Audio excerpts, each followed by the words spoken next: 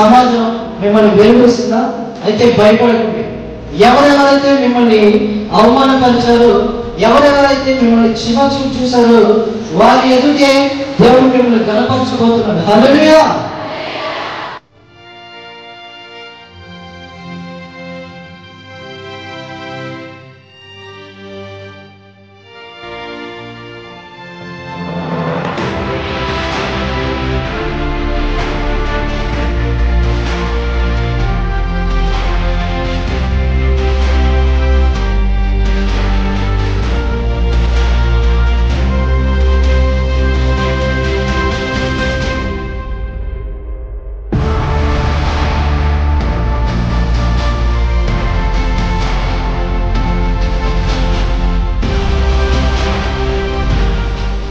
అభిషేకం యెఫ్తా మీదకి బలంగా రాగా ఆ అమ్మోనీయులు అందరినీ నిశ్శేషంగా హతం చేశారు. ఇప్పుడు దాకా మీ జీవితంలో ఏమేమైతే సమస్యలు వచ్చినాయో, ఏమేమైతే మిమ్మల్ని ఇరుకులు పెట్టాలని ప్రయత్నిస్తున్నాయో ఆ సమస్యలన్నింటినీ మీ పాదాల కింద దేవుడు అణచివేయబోతున్నాడు. హల్లెలూయా.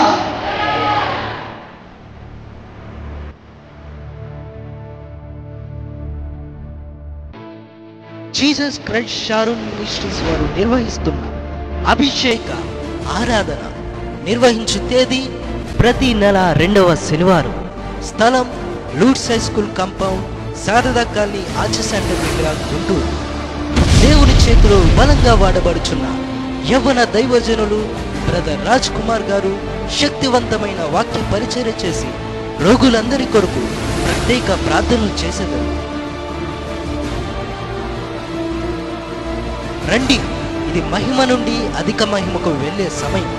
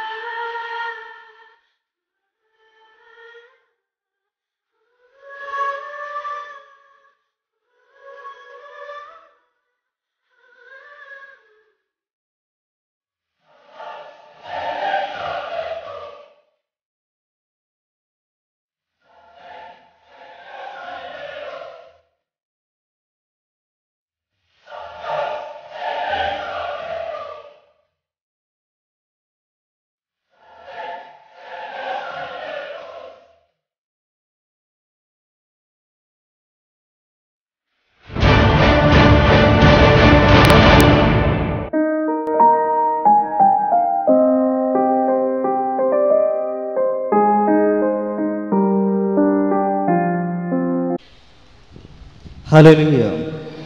ఈరోజు దేవుడు ఇంకొక విషయాన్ని మనకి తెలియపరుస్తున్నాడు. ఒకసారి యోవేలు గ్రంథం 2:28 చదవండి. తరువాత నేను సర్వజనుల మీద నా ఆత్మను కుమ్మరింతును. చాలండి, మళ్ళీ చదవండి ఒకసారి. తరువాత నేను సర్వజనుల మీద నా ఆత్మను కుమ్మరింతును. చాలండి. చాలా చిన్న వచనం, కానీ ఇదే చాలా గొప్ప వచనం.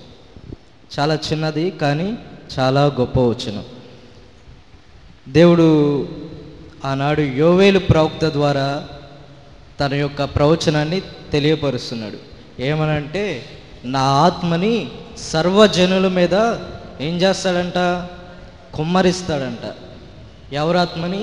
దేవుని ఆత్మని సర్వజనుల మీద కుమ్మరిస్తాడంట. అనగా దేవుడు తన పరిశుద్ధాత్మతో నింపుతాడంట. హల్లెలూయా. పరిశుద్ధాత్మ అంటే అది ఇదివరకు దినాల్లో పరిశుద్ధాత్మ అందరి మీదకి వచ్చేవారు కాదు. ఈ పరిశుద్ధాత్మ అందరి మీదకి వచ్చేది కాదు.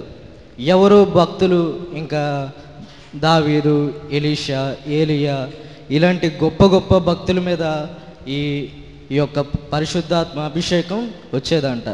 సామాన్యమైన జనుల మీదకి ఈ అభిషేకం వచ్చేది కాదు, కానీ గొప్ప గొప్ప దైవజనుల మీదకి, గొప్ప గొప్ప వారి మీదకి ఈ అభిషేకం వచ్చేదంట.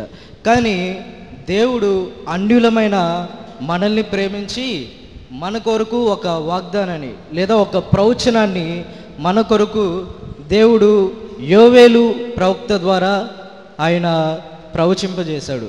అది ఏంటంట? నేను నా ఆత్మను సర్వజనుల మీద కుమ్మరిస్తానంట. హల్లెలూయా. దేవుడు మనల్ని ప్రేమించి ఏర్పాటు చేసుకున్నాడు. పక్కన వాళ్ళతో చెప్పండి, నువ్వు ఏర్పాటు చేయబడిన వాడు అని చెప్పండి. మీరు ఏర్పాటు చేయబడిన వాళ్ళు అని చెప్పండి. ఇది వరకు అందరి మీద వచ్చేది కాదు, కానీ దేవుడు ఇప్పుడు ఏం చేస్తున్నాడంట? ప్రతి ఒక్కరి మీద, ఎవరైతే ఈ పరిశుద్ధాత్మతో నింపబడాలి అనుకుంటారో వారందరి మీద కూడా ఈ అభిషేకాన్ని దేవుడు కుమ్మరిస్తాడంట. అవునా?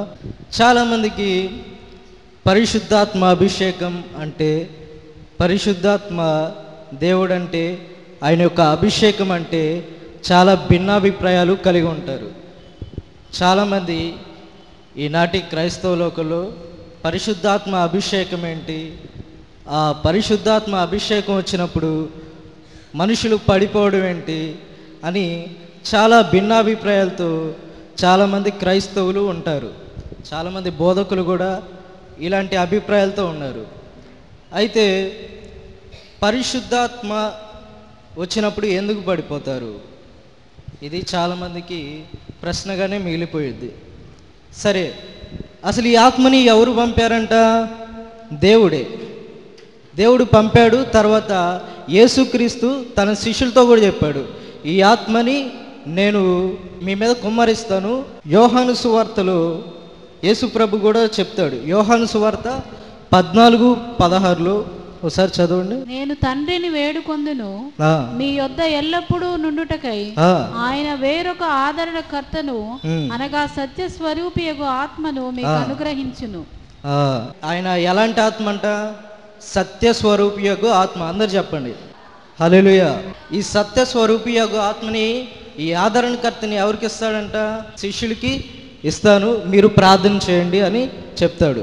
ఆ తర్వాత 26వ వచనంలో ఆదరణకర్త అనగా తండ్రి నా నామంన పంపబోవు పరిశుద్ధాత్మ సమస్తమును మీకు బోధించి నేను మీతో చెప్పిన సంగతులన్నిటినీ మీకు జ్ఞాపకం చేయును. చాలండి. ఈ పరిశుద్ధాత్మ ఏం చేస్తాడంట? ఈయన సమస్తమును మనకి బోధిస్తూ ఉంటాడంట. ఏమేమైతే మనకు అవసరమో, ఏ సంగతులనైతే మనకు అవసరమో ఆ సంగతులని ఈ ఆత్మ బోధిస్తూ ఉంటాడంట. ఇప్పుడు ఈ పరిశుద్ధాత్మ గురించి తెలుసుకోవాలంటే ఇప్పుడు ఎవరి సహాయం కావాలి? పరిశుద్ధాత్మ సహాయమే కావాలి. అవునా? అందుకే ఆ వచనంలో దేవుడు చెప్తున్నాడు, పరిశుద్ధాత్మ మీకేం చేస్తాడంట? బోధిస్తాడంట. బోధిస్తాడు. అందుకే అర్థమవుతుందా? అందరికీ అర్థమవుతుందా? పరిశుద్ధాత్మ మనకి బోధిస్తాడంట. అవునా? మరి ఈ పరిశుద్ధాత్మ గురించి తెలియాలంటే ఎవరు బోధించాలి? స్వయంగా పరిశుద్ధాత్మనే బోధించాలి. అవునా? ఇప్పుడు అమెరికాకి ఒక అధ్యక్షుడు వచ్చాడు కదా, ఎవరు? Donald Trump. మరి ఆయన గురించి తెలియాలంటే, ఆయన ఎలాంటి ఉద్దేశాలతో వచ్చాడో తెలుసుకోవాలంటే పక్కనోళ్ళు మీడియా వాళ్ళు చెప్పేది వినడం కంటే ఆ డొనాల్డ్ ట్రంప్ ఆయన చెప్పిన మాటలు మనం వింటే ఆయన ఎలాంటి వాడు, ఎలాంటి ఉద్దేశాలతో వచ్చాడు, మంచి చేస్తాడు దేశానికి, చెడు చేస్తాడో అర్థమైద్ది. అవునా? ఆ వ్యక్తి మాట్లాడుతున్నప్పుడు మనం అతని ఉద్దేశాలని గ్రహిస్తాం. స్వయంగా ఎవరు చెప్పాలి? అధ్యక్షుడే చెప్పాలి. అవునా? ఇక్కడ పరిశుద్ధాత్మ గురించి తెలియాలంటే ఎవరి సహాయం కావాలి? పరిశుద్ధాత్మ సహాయం కావాలి. హల్లెలూయా. అందుకే వచనంలో అంటున్నాడు, పరిశుద్ధాత్మ ఏం చేస్తాడంట? మీకు సమస్తమును బోధిస్తాడంట. ఇంకా సమస్తమును అంటే యేసు ఏమేమైతే చెప్పాడో అవన్నీ జ్ఞాపకం చేస్తాడంట. ఇప్పుడు ఎందుకు పడిపోతున్నారు, అభిషేకం వచ్చినప్పుడు ఎందుకు పడిపోతున్నారు అనే విషయం తెలియాలంటే ఎవరి సహాయం కావాలి? పరిశుద్ధాత్మ సహాయమే కావాలి. హల్లెలూయా. సరే, దీనికి నేను చెప్తాను ఎందుకు పడిపోతున్నారంటే, దేవుడు గొప్పవాడా, మనం గొప్పవాళ్ళమా? మనమా? దేవుడు. అవునా? పరిశుద్ధాత్మ అభిషేకం గొప్పదా, మనం గొప్పవాళ్ళమా? పరిశుద్ధాత్మ అభిషేకమే గొప్పది. మరి అంత గొప్ప పరిశుద్ధాత్మ శక్తి, అవునా, పరలోకంలో ఉన్న పరిశుద్ధాత్మ శక్తి మట్టి శరీరాలమైన మనలోకి వచ్చినప్పుడు మన శరీరాలు తట్టుకుంటాయా? తట్టుకోలేవు. అందుకే మన శరీరాలు తట్టుకోలేక పడిపోతాం. చాలామంది ఏమని అంటారంటే బోధకులు, ఈ పరిశుద్ధాత్మ వచ్చినప్పుడు ఈ పడిపోవడం అనేది ఈ మధ్యన కొత్తగా వచ్చింది, ఇప్పుడు టీవీలు వచ్చినాయి, ఇలా అందరూ ఇలా చేసేస్తున్నారు, టీవీలు చూసి ఇది ఈ మధ్యన బాగా పాపులర్ అయింది, ఈ మధ్యన కొంతమంది బోధకులు ఇలా చేస్తున్నారు అని కొంతమంది బోధకులు విమర్శ చేస్తూ ఉంటారు. అయితే నేను ఒకసారి జాన్ వెస్లీ గారు అనగా ఆయన గొప్ప దైవజనుడు, గొప్ప మిషనరీ, ఆయన జీవిత చరిత్రను నేను చదువుతూ ఉన్నప్పుడు ఆయన జీవితంలో ఎన్నో అనుభవాలు. మొదట ఆయన నామకార్థంగా ప్రార్థించేవాడు. ఎలా ప్రార్థించేవాడు? నామకార్థంగా అంటే భక్తి ఉన్నట్టుగా లేనట్టుగా అలా నామకార్థంగా ప్రార్థించేవాడు.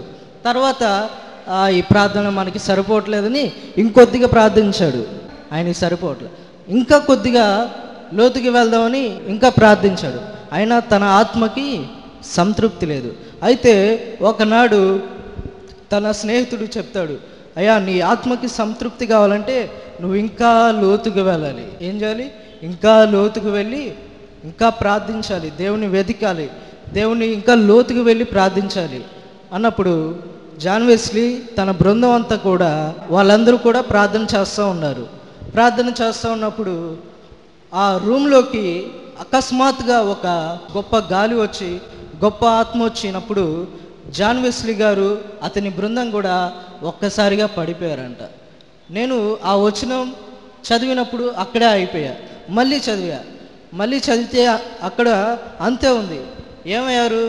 వారు ప్రార్థన చేస్తున్నప్పుడు జాన్ వెస్లీ ఇంకా తన బృందం ఉన్న పాటున పడిపోయారంట. నేను అనుకున్నాను, అప్పట్లో టీవీలు లేవే, అసలు మీడియా లేదే, కానీ వీళ్ళకి ఎలా తెలుసు ఈ పడిపోవడం అని నేను ఆశ్చర్యపోయాను. అయితే పరిశుద్ధాత్మ దేవుడు ఎప్పుడూ కార్యాలు చేస్తాడు. హల్లెలూయా. ఆయన ఇప్పుడు ఉన్నవాడు, అప్పుడు ఉన్నవాడు. తర్వాత జాన్ వెస్లీ గారు ఈ ఆత్మని పొందుకున్న తర్వాత గొప్ప మిషనరీ అయ్యాడంట, గొప్ప పరిచర్ని అందుకున్నాడంట. హల్లెలూయా. ఆయన ఎంత గొప్ప పరిచర్య అందుకున్నాడంటే, మెథడిస్ట్ సంఘాలు ఎంతమందికి తెలుసు?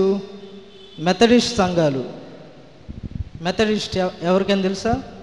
లూథరన్, బ్యాప్టిస్టు, అలాగా మెథడిస్ట్ కూడా ఒకటి. ఆ మెథడిస్ట్ సంఘానికి నాయకుడయ్యాడంట.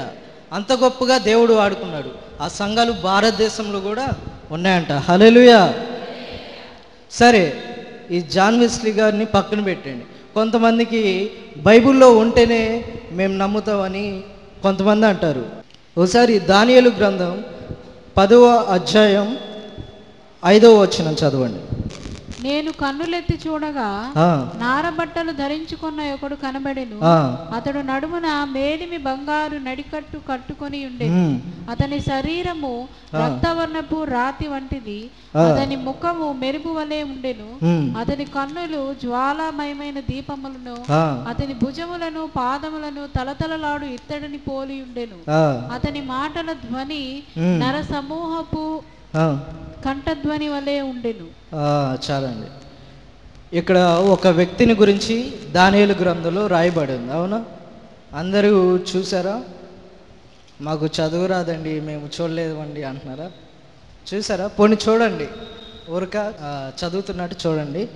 సరే, దానియేలు గ్రంథం 10 అధ్యాయం 5వ వచనంలో ఏం రాయబడిందంటే, దానియేలుకి ఒక దర్శనం కలిగిందంట. ఆ దర్శనంలో అతను ఒక వ్యక్తిని చూస్తున్నాడు. అతను ఎలా ఉన్నాడంటే, అతని యొక్క నడికట్టు మేలిమి బంగారుదై ఉందంట. ఎలా ఉంది? మేలిమి బంగారుదై ఉంది. ఇంకా అతని శరీరం రక్తవర్ణపు రాతిలాగుందంట. ఇంకా అతని కనులు అగ్నిజ్వాలలు వంటి దీపాలుగా ఉన్నాయంట. ఇంకా అతని యొక్క మొహము మెరుపులాగుందంట. ఎలా ఉంది? మెరుపులాగుంది. ఇంకా అతని యొక్క భుజములు పాదములు తలతలలాడు ఇత్తడిని పోలి ఉన్నాయంట. అతని స్వరము అనేక మంది నరులు మాట్లాడినప్పుడు ఎలాగైతే శబ్దం వచ్చిందో అలాంటి గొప్ప నర సమూహపు ధ్వనిలా ఉందంట. ఇంతకీ ఈ వ్యక్తి ఎవరై ఉంటారు? ఇన్ని విశేషాలు చెప్పాను కదా, ఏమేం చెప్పా?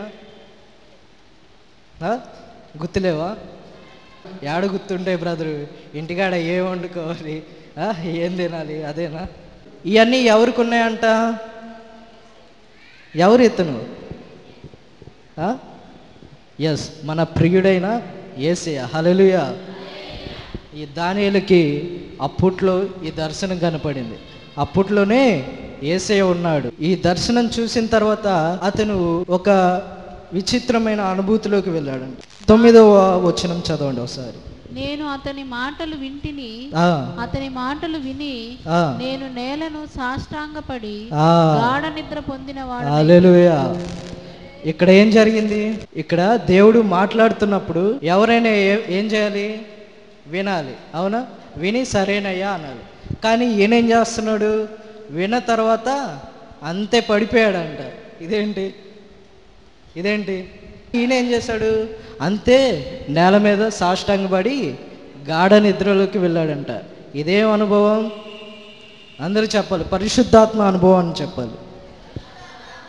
ఎస్, ఇప్పుడు అర్థమైందా దానియేలు ఎందుకు పడ్డాడు? ఆయన మాట్లాడుతున్నప్పుడు ఆయన మాటలోని అభిషేకం దానియేలుని తాకినప్పుడు దానియేలు నిలవలేక పడిపోయాడు. హల్లెలూయా. ఈ యొక్క అనుభవాన్ని పరిశుద్ధాత్మ అనుభవం అంటారు. అవునా? నజరేయుడైన యేసయ్య అయ్యా, ఇక్కడ ఎవరెవరైతే అనారోగ్యంతో ఉన్నారు, ఎవరెవరైతే ఇంకా ఆ యొక్క వ్యాధులతో ఇంకా బాధపడుతున్నారు, ఇప్పుడే ప్రభువా నేను అయ్యా వాటి నుండి స్వస్థతని ప్రకటిస్తుండగా ప్రతి ఒక్కరికి అట్టి స్వస్థతని మీరే అందించండి. ఎవరెవరైతే బీపీ షుగర్తో బాధపడుతున్నారో బీపీ షుగర్ నార్మల్ రిపోర్ట్కి వచ్చును గాక. ఎవరెవరైతే మైగ్రేన్ తలనొప్పితో బాధపడుతున్నారో ఆ తలనొప్పి నుండి పూర్తి విడుదల కలుగును గాక. ఎవరెవరైతే వారి కాళ్ళు నొప్పులతో నడవలేని పరిస్థితిలో ఉన్నారు వారికి ఇప్పుడే స్వస్థతని ప్రకటిస్తున్నారు. ఇంకా ఎవరెవరైతే చేతబడి చిలంగి శక్తులతో బాధపడుతున్నారు ఇప్పుడే I cancel that witchcraft spirit in the mighty name of Jesus. ఇప్పుడే ఆ చేతబడి అంతటిని ఇప్పుడే నేను క్యాన్సిల్ చేస్తున్నాను. ఇప్పుడే యేసునామమున ఎవరెవరైతే ఆస్తమా, నిమ్ము, టీబీతో బాధపడుతున్నారో వారికి విడుదల ప్రకటిస్తున్నాను. ఇప్పుడే యేసునామమున ఆమేన్.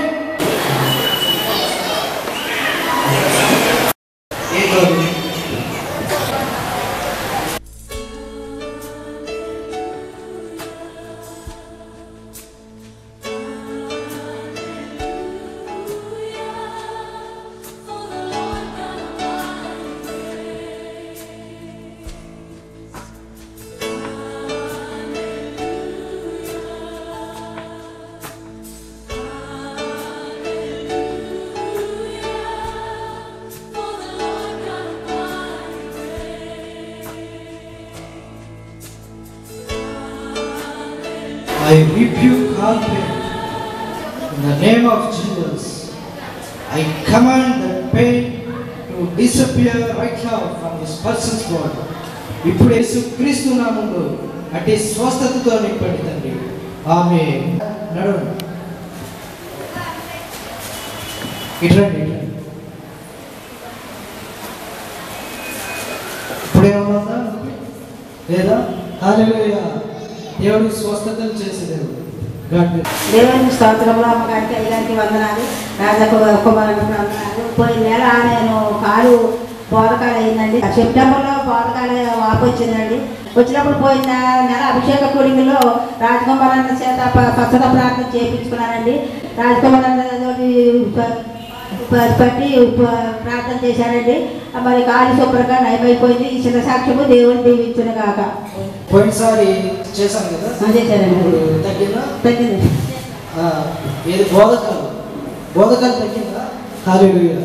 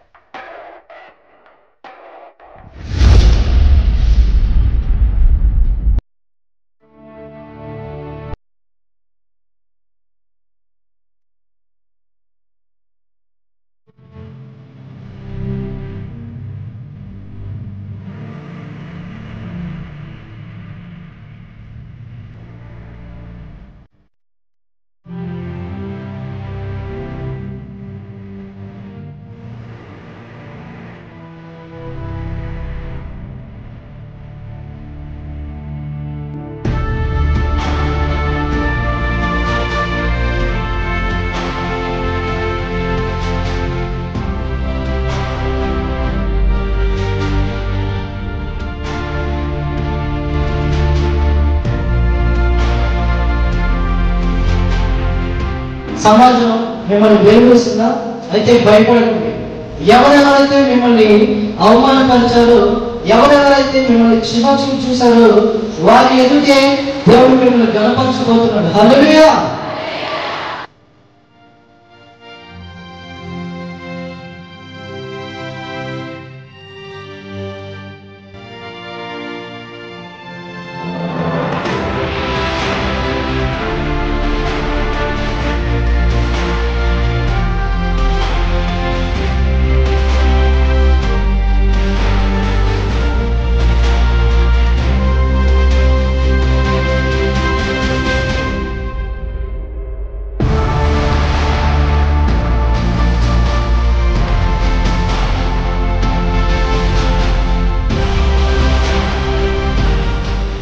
అభిషేకం యెఫ్తా మీదకి బలంగా రాగా ఆ అమ్మోనీయులు అందరినీ నిశ్శేషంగా హతం చేశాడు.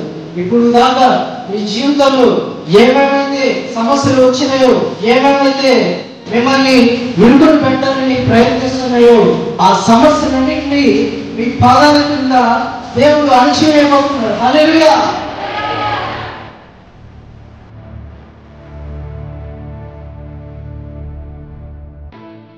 జీసస్ క్రైస్ట్ షారూన్ మినిస్ట్రీస్ వారు నిర్వహిస్తున్న అభిషేక ఆరాధన నిర్వహించు తేదీ ప్రతి నెల 2వ శనివారం. స్థలం loots high school compound, Sharada colony, arch centre దగ్గర, గుంటూరు. దేవుని చేతిలో బలంగా వాడబడుచున్న యవ్వన దైవజనులు బ్రదర్ రాజ్ కుమార్ గారు శక్తివంతమైన వాక్య పరిచర్య చేసి రోగులందరి కొరకు ప్రత్యేక ప్రార్థనలు చేసేదారు. రండి, ఇది మహిమ నుండి అధిక మహిమకు వెళ్ళే సమయం.